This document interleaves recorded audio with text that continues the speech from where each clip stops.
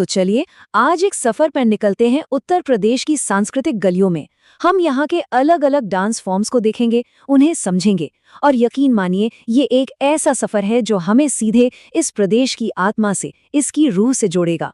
अच्छा, इस सफर की शुरुआत एक सवाल से करते हैं। आखिर कोई भी इलाका अपनी कहानी, अपनी पहचान सिर्फ हरकत और आवाज के जरिए कैसे बयां करता है? क्योंकि देखिए, डांस सिर्फ एंटरटेनमेंट नहीं होता, ये तो इतिहास, आस्था और जिंदगी को कहने का एक बहुत ही खूबसूरत जरिया है। तो आइए उत्तर प्रदेश की इसी कहानी को इसके डांस के जरिए महसूस करते हैं। ये रहा हमारा आज का पूरा प्लान। हम सबसे पहले कृष्ण की भूमि ब्रज में चलेंगे, फिर पूर्वांचल और अवध के मॉनसून और फसल की गीतों को सुनेंगे। उसके बाद कहानियों के मंच यानी लोक नाट्य को देखेंगे और फिर समझेंगे कि कैसे लोक कला से शास्त्रीय नृत्य का सफर तय होता है। तो हमारी यात्रा शुरू हो रही है ब्रज क्षेत्र से, एक ऐसी जमीन जहां की आबो हवा में आज भी भगवान कृष्ण की कहानियां घुली हुई हैं और जाहिर है यहाँ के नृत्य भी उसी भक्ति के रंग में रंगे हुए हैं। और देखिए, जब भी ब्रज की बात होती है तो सबसे पहला नाम रासलीला का ही आता है। ये सिर्फ एक डांस नहीं है, बल्कि भगवान कृष्ण और गोपियों के बीच के प्रेम और भक्ति की एक जीती जागती तस्वीर है। और यही बात इसे उत्तर प्रदेश का सबसे अहम धार्मिक नृत्य बना देती है। ब्रज की सबसे खास बात जानते हैं क्या है? यहाँ हर बड़ा त्योहार अपने खास डांस के साथ मनाया जाता है।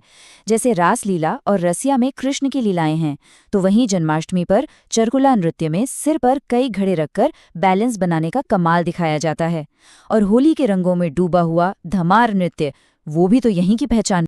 चलिए अब ब्रज की भक्ति की दुनिया से आगे बढ़ते हैं और पूर्वांचल और अवध के गांव की तरफ चलते हैं। यहाँ के जो नृत्य है ना, वो मौसम के बदलने और रोजमर्रा की जिंदगी से बहुत गहरे जुड़े हुए हैं। अब ये देखिए, ये कितना दिलचस्प है। हमारे पास दो अलग अलग इलाके हैं, पूर्वांचल और अवध, लेकिन दोनों ही एक ही मौसम यानी बारिश के मौसम का जश्न मना रहे हैं। एक तरफ पूर्वांचल में कजरी है, जिसके गीतों में जुदाई और मिलन की कसक है, तो दूसरी तरफ अवध में औरतें झूलों पर सावन का स्वागत कर रही हैं। इससे पता चलता है कि देखिए, एहसास एक ही है, लेकिन उसे जताने का, उसे कला में ढालने का अंदाज कितना अलग हो सकता है। और हाँ, जब पूर्वांचल की बात चल ही रही है तो बिरहा को कैसे भूल सकते हैं। ये सिर्फ एक डांस गीत नहीं है, ये तो अहीर समुदाय के सुख दुख और उनकी पहचान का आईना है। ये उनकी भावनाओं को आवाज देने का एक बहुत ही पावरफुल जरिया है। तो अब तक हम भक्ति और मौसम से जुड़े नृत्यों को देख रहे थे।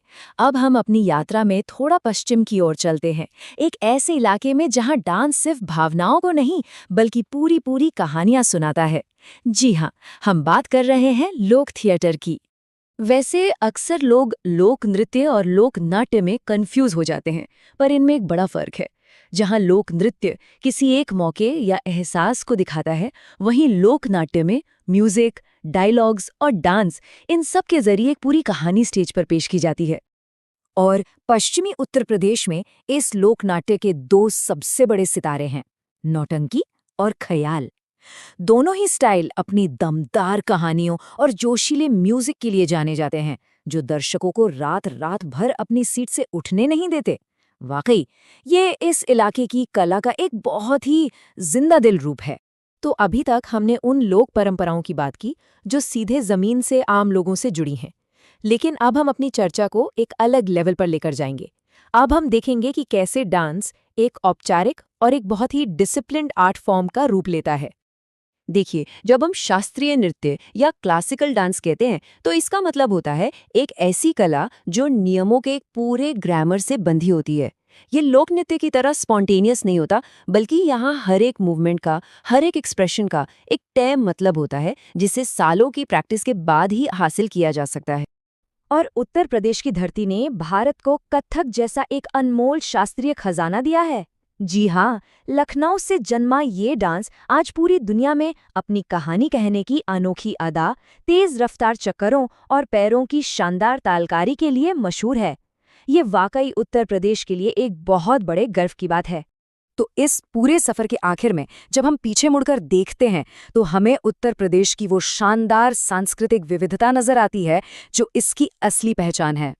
सोचिए, ब्रज की रास लीला से लेकर लखनऊ के कथक तक हर डांस एक धागे की तरह है जो इस प्रदेश के इतिहास, यहाँ के लोगों की आस्था और उनकी जिंदगी के अलग-अलग रंगों को एक साथ पिरोकर एक खूबसूरत तस्वीर बनाता है।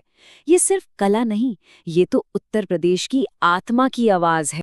तो अब ये सवाल सोचने वाला है कि भक्ति में डूबी रासलीला, मौसम का जश्न मनाती कजरी, समाज की कहानी कहती नौटंकी या फिर अपनी नफासत और शान वाला कथक, आखिर कौन सा वो एक डांस है जो उत्तर प्रदेश की असली कहानी, उसकी असल पहचान को सबसे बेहतर तरीके से पेश करता है?